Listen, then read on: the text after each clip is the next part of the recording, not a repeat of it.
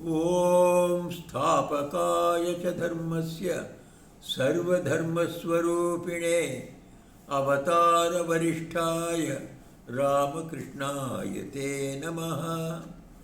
O Ramakrishna, the establisher of the eternal religion, the embodiment of all religions, the best of all incarnations, we salute thee. In the last reading class, we left at page number 429 of this Ramakrishna the Great Master book, part 2, and from there we shall continue today from para 6. Rameshwar and a man of the village named Gopal had been friends for a long time. Rameshwar, was elder brother of Sri Ramakrishna, who had been on leave from his priesthood and was taken to illness, and he had passed away. It is about him it is being written now. Rameshwar and a man of the village named Gopal had been friends for a long time. Gopal said that after Rameshwar's death, at the time, on that day, he heard a tap at the door of his home and on inquiry got the reply, "I am Rameshwar, going to take a dip in the Ganga. There is Raghuveer there in the house. Please see that Raghuveer's worship does not suffer in any way." When Gopal was about to open the door at the call of his friend, he was told again, "I have no body, so you will not be able to see me even if you open the door." Gopal opened the door in spite of that, but found no one there. He then went to Rameshwar's house and to know if what he had heard was true, and found that Rameshwar had actually passed away at that very time. When he said, "I am going to take a dip in Ganga," in Bengali there is an expression, to Ganga prapta hova, to attain Ganga, to go into have a dip in Ganga. That means I am going to pass away. That's what Rameshwar was conveying as a bodiless spirit. So his friend saw him after his death. He must be a great soul. Only great souls can do that. Ramlal Chattopadhyaya says that his father, Rameshwar, died in 1873 at the age of about 48. He collected the ashes of his deceased father and came to a place called Vaidyavati near Calcutta and immersed the ashes in the Ganga. He then crossed the river there by boat for the purpose of coming to Master Sri Ramakrishna at Dakshineshwar. Looking at Barakpur while crossing the river, he saw the temple to the Devi Annapurna, which was being constructed on behalf of Jagadamba Dasi, the wife of Mathur Babu, was then half built. This is assessing the time when this has happened. So the temple was being built, it was half complete. The installation of the Devi took place afterwards in 1875. At Rameshwar's death, his son Ramlal was appointed priest to perform the worship at Dakshineshwar. When Mathur died, Shambhu Mallick of Sindhuria Pati came to be acquainted with the master and developed a great love and reverence for the master. Shambhu had at this time a great love for the religion practiced by the Brahma Samaj. He became known to the people of Calcutta on account of his great munificence. His love and devotion to the master became deeper day by day, and he had the privilege of serving him like Mathur. Mathurnath Vishwas, Rani Rasmani's son-in-law, served master for 14 years or so. And so, after his passing away, the next caretaker, the supplier of things to Ramakrishna was Shambhu Mallick. So about him it is being told. Shambhu was glad to supply whatever Sri Ramakrishna wanted. Whenever he came to know of any, he continued to serve him to the last of his days and felt highly gratified. He served him, it is said, for 4 years. Shambhu addressed the master as Guruji, honored preceptor. Annoyed at it, the master said, "Who is the Guru and who is the disciple? You are a Guru." That was the master's childlike reply. But instead of desisting, Shambhu called him so all his life, Guruji. His addressing the master that way is a clear proof of the fact that Shambhu had received much light on his spiritual path, because Guru means the spiritual teacher. So when he addresses him as Guru, he must have received a lot of guidance in his spiritual path, because of the master's divine company, under the influence of which his religious life was crowned with complete success. We come to know how it is complete success. His wife also offered her heartfelt worship to the master as God himself.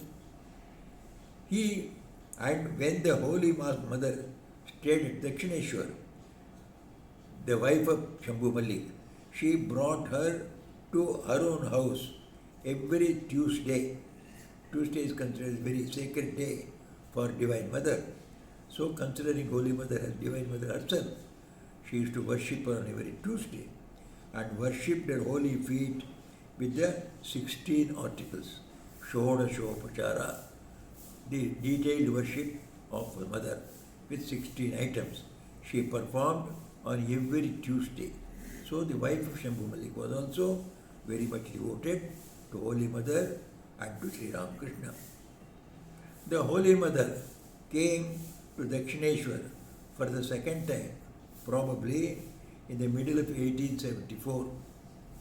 She lived now, as before, with the master's mother at the Nahabat. Knowing this and inferring that she was feeling it uncomfortable to live in the small room, Shambhu purchased for 250 rupees a plot of land near the Dakshineshwar temple, on which he wanted to build a spacious thatched room for her. Captain Vishwanath Upadhyaya, an officer of the Nepal government, was then paying visits to the master and had become greatly devoted to him. Knowing the resolve of Shambhu to have the room built for Holy Mother, Captain Vishwanath readily came forward with his offer of supplying all the timber necessary for building it. For the sal wood, that is teak wood, business of the government of Nepal was then in his hands, and therefore it was not very difficult for him to supply this sal wood. When the work of building of the room began, Vishwanath sent 3 big pieces of sal wood from his stock at village Belur across the Ganga. That was the transportation. Ganga was the transporting medium. So it would float and go to the other side. They would just take it up there. But as there was a strong flood tide in the river at night, one piece was carried away. Out of the 3 pieces, one went away along with the tide. Hriday became annoyed at it and went to the length of calling the Holy Mother unfortunate. He told her, "You are unfortunate. That is how one of the 3 logs have been carried away by the river." Hearing, however, that one piece was carried away, the captain sent another and the building was completed. The Holy Mother lived in that room for about a year, little away from the present room where Holy Mother stayed all her life until Sri Ramakrishna's last days in Dakshineshwar. A woman was then appointed to be with the Holy Mother and to help her in the household work. The Holy Mother cooked food there, brought it daily to the master at the Dakshineshwar temple, a little away, and came back after the master had taken it. The master also used to come to that room to meet her some time during the day, be with her for a short period and return to the temple and stay in his own room. There was an exception to this routine only on one occasion.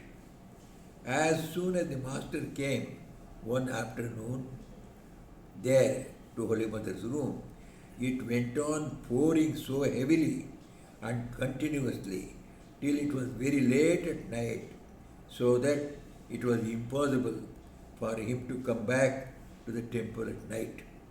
He was therefore compelled to pass the night there. The Holy Mother cooked for him soup and rice. The master partook of them and passed the night there. So only one occasion, master also spent a night in that wooden cabin or wooden hall. The Holy Mother had a severe attack of dysentery when she had lived in that room for a year. Shambhu Babu took much care to get her cured. So Shambhu Mallick's service is being explained. So he was so cautious to attend to every detail about the service to Sri Ramakrishna and Holy Mother. He called Dr. Prasad, a famous doctor, and she was placed under his treatment. During her convalescence, she was sent to a native village in Jairambati. She was sent to her native village as normally they do when one becomes very ill, probably in 1876. Hardly had she reached the village when there was a relapse of the disease and she was again bed-stricken. It increased so much gradually that everyone doubted whether she would recover at all. Ramchandra, the revered father of Holy Mother, had passed away by then. So her mother and brothers served her as much as they could in the village. Hearing of her severe illness, the master, we were told, said to Hriday, "So Hriday, her coming into the world and leaving it will be in vain, and nothing of the purpose for which the human body is assumed, that is, the attainment of God, will have been achieved." So she was very young at the time. So Sri Ramakrishna was very anxious that she should attain to the highest pinnacle of spiritual enlightenment. So he remarked like that. Seeing that the disease was not alleviated by any means, the Holy Mother had the idea of undertaking prayopaveshana. Prayopaveshana. That means fasting unto death before the Devi. Thinking that her mother and brothers might stand in her way if they knew, if she went without their knowledge to Simhavani's temple in the village and undertook prayopaveshana there. The Simhavani's temple was unknown at that time, practically. So it was in one little distance from her home. Even now it is there. No, hundreds, why even thousands, they go there to have the darshan, the vision of Simhavani. At that time it was an unknown temple. There she went without the knowledge of any of her relatives and took up this vow of dying before the goddess until she is cured. Scarcely had she been there in that condition for a few hours when the Devi was pleased and prescribed the medicine for her recovery. Within a few hours, whole Devi Simhavahini. Simhavahini means the goddess who rides the lion. So this Simhavahini Devi appeared before her and prescribed the necessary medicine. No sooner had she taken the medicine according to the bidding of the Devi than she became round and she came round and became strong as before. Since the Holy Mother undertook Prayopaveshana and got the medicine, the Devi has become well known in the surrounding villages as one especially awakened. After all, there is an image. It is a metallic image, even now you can see. But it becomes awakened means it is able to grant that prayers of people, not only of Holy Mother at that time, hundreds and thousands of people are getting their prayers answered by Simhavahini even today. Shambhu served the Master and the Holy Mother for about 4 years. And when he was laid up in his sick bed, one day the Master went to see Shambhu during his illness and said when he returned, "There is no oil in Shambhu's lamp." In those times it was an oil lamp that was used in all the houses. When there is no oil in the lamp means the oil gets extinguished by itself. So Shambhu is at the last moments of his life. That was what he said. The words of the Master came true and Shambhu died soon after of diabetes with complications. Shambhu Babu was very liberal and he was an intrepid devotee of God. The cheerfulness of his mind was not impaired even for a single day during his illness. With a cheerful heart did he say to Hriday a few days before he passed away, "I have no anxiety about death." See the great statement. I have no anxiety about my death.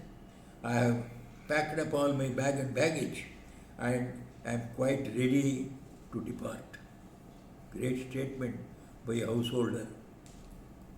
Long before he was acquainted with Shambhu Babu, Master Sri Ramakrishna, while in ecstasy, saw that the Mother of the Universe had appointed Shambhu his second supplier of necessities, and Sri Ramakrishna recognized him at the very sight as such. So Shambhu was a divinely ordained supplier of necessities to Sri Ramakrishna. The first one being Mathur Babu, second was Shambhu. So Shambhu had a glorious life of spiritual development in the company of Sri Ramakrishna. The last days of Chandramani. See, this is the chapter where few principal events of the Master's life are being told. So they will be unconnected with one another. At the same time, they are very important. So that is why these are being mentioned. There happened an important event in the Master's life after the Holy Mother had gone to her father's house during her illness. The Master's mother, Chandramani Devi, as we all know, passed away in her 85th year on his birthday in 1876. 85 years in those days was equal to a century in this. There was no medical aid, there was nothing whatsoever. So in those days, to live, for women especially, up to 85 years, it indicates a very, very good health, both physical and mental and spiritual. On account of dotage, the powers of her mind and sense were impaired due to that old age, to a great extent for a few years before her death. So the sort of a senility had come over her. We record here the description of her death as it was given to us by Hriday. Hriday was about to go home on leave 4 days before she died. His mind became restless on account of an unknown fear before he started.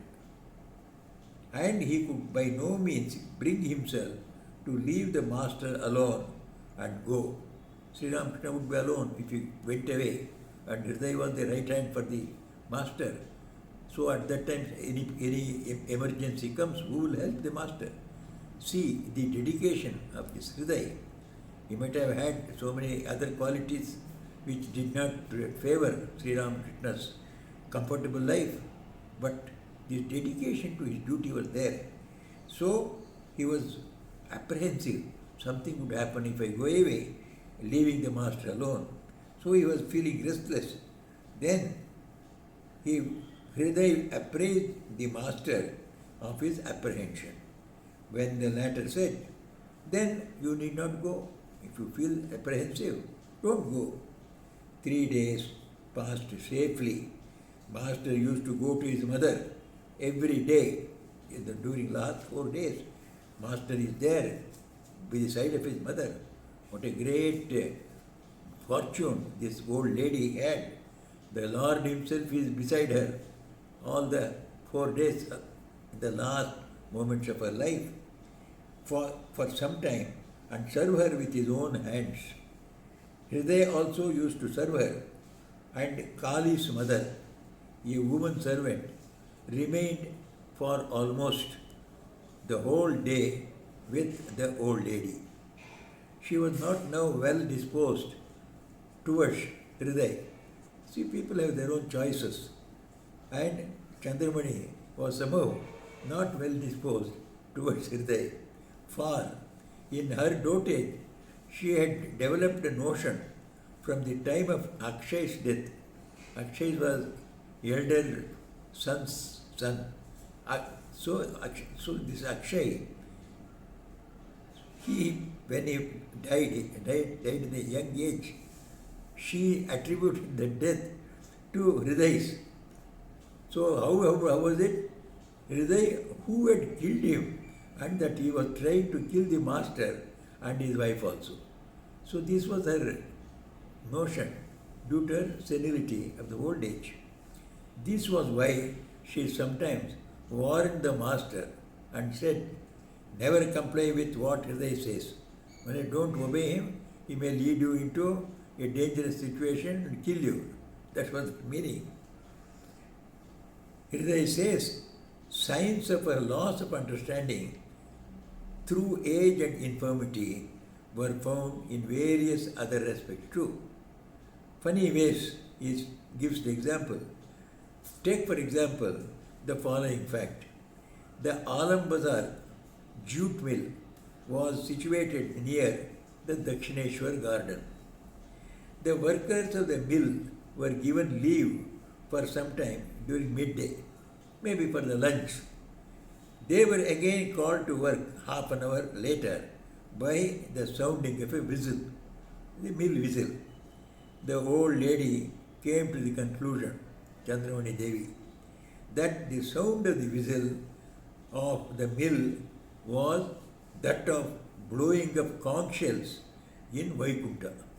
You see, whenever God is offered food, first there is a whistle, blowing of conch shell, then the food is offered. Even now in all our temples, including temples of Sri Ramakrishna, we blow conch shell when something is offered and some special puja is done. So, therefore, she would not sit to take her food till that whistle was sounded. So every day she would wait for the 12 o'clock whistle until it was sounded. So the God has not taken his food in Vaikunta. Therefore, how can she take food? That was her argument. So she would wait until the jute mill whistle went. That is the conch shell of the Vaikunta went. Requested to take food in her own time, whether whistle or not, she would say, how can I just eat now? Food has not been offered to Lakshmi Narayana in Vaikunta, and the conch in Vaikunta has not yet been blown. Should one take food before that? it was difficult to make her sit to take her food on mill holidays. Holidays would be there, weekly holidays. On that day there would be no whistle, on which the whistle was not sounded because there was no necessity. Hriday and the master had to invent various means to make her take her food. Perhaps they imitated the conch shell sound from a distance and she would take. So some such means they had to adopt to make this old lady eat. The fourth day came, the last day in the life of Chandramani. She showed no signs of illness. The master went to her after dark and filled her mind with joy by leading the conversation on to his early life and telling her accounts about it. Old people are very much fond of their early days or early days of their children, because at that time they were also young and their person, their children much younger. It is an enjoyable time for any mother to hear about the young days of her children. So Sri Ramakrishna used to bring to her mind, make her remember the joyful days of her life. What a wonderful psychological approach. She was sent to bed at midnight when the master returned to his room. That was on the last day. It was morning the next day. The clock struck 8, but the old lady did not open the door and come out. Her maidservant, Kali's mother, went up to the door of the room and on the first floor of the Nahabat and called her repeatedly, but got no reply. She put her ear to the door and heard an unnatural sound coming out of the old lady's throat. She became alarmed and informed the master and Hriday about it. Hriday went, opened skillfully the bar of the door from outside and found that she was lying unconscious. So Chandramani was lying unconscious. He then brought Ayurvedic medicine and placed it on her tongue. Perhaps he knew some such medicine. He also began to make her drink milk and Ganga water drop by drop at short intervals, which is done in every case. The last moments, they feed their patient with drops of Ganga water. She continued in that condition for 3 days. Then came the last moments. She was taken to the sacred Ganga. The master offered at her lotus feet flowers, sandal paste, and leaves of the holy basil. As it was forbidden for the master as a sannyasi to perform the obsequies of his mother, his brother's son, Ramlal, was deputed by him to perform her funeral rites. When the period of defilement, the time after the death of a person, a very near relative, like mother, like the parents, so it is called a period of defilement. It was after it was over, Ramlal, at the request of the master, set free a bull and performed the Shraddha ceremony according to the prescription of the scriptures. So these are all rituals mentioned in the scriptures or in the code of life, Smriti. So he followed all that. Paying regard to the prestige and honor of sannyasa and to scriptural injunctions connected with it, the master did not observe ashocha or defilement and or perform any other rites at the death of his mother. So this is something very, very particular in the life of the master. Even without his knowledge, he would always be conforming to the scriptural injunctions, as if, he was being guided by the hand of God himself. So feeling that he had not performed any action proper for a son. One day he was about to offer tarpana, offer water as a sort of an offering. But no sooner did he take up a handful, an anjali of water, than a state of spiritual inspiration came on him. His fingers became insensible and separated from one another, and all the water fell between the fingers, in spite of his repeated efforts to perform the rite. Then, with a heart laden with sorrow, he sorely pleaded to his deceased mother his utter incapacity to do it. He was told afterwards by a scholarly person, a Pandit, that this state comes to a man who has reached the state when actions drop off, a spiritual state when all rituals drop off by themselves.